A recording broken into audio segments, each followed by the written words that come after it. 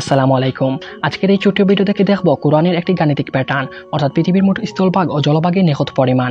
Video শুরু করার আগে বলে রাখি, আপনি যদি এই চ্যানেলে নতুন একজন দর্শক হয়ে থাকেন তাহলে ভিডিওটিতে লাইক এবং চ্যানেলটিকে সাবস্ক্রাইব করে পাশে থাকেন। So let's begin.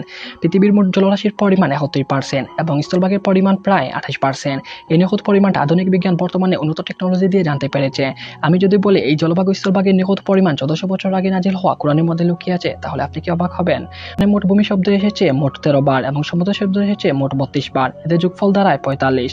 এখন আপনি যদি 13কে 45 দ্বারা ভাগ করেন তাহলে পাবেন 0.228, আর যদি শতাংশ হিসাব করেন তাহলে পাবেন 28.889%। এটা হলো পৃথিবীর মোট ভূমির পরিমাণ। আবার 32কে যদি আপনি 45 দ্বারা ভাগ করেন তাহলে পাবেন 0.711, আর শতাংশ হিসাব করলে দাঁড়ায় 71.11%, যা পৃথিবীর মোট জলরাশির পরিমাণ। আচ্ছা, আজ থেকে 1400 বছর আগে আরবের মরুভূমিতে থাকা এক রাখাল বালক কি এই কিতাব লিখতে পারবে? না, স্বয়ং আল্লাহ তাআলা আমাদের নবীর উপর এই কিতাব নাজিল করেন।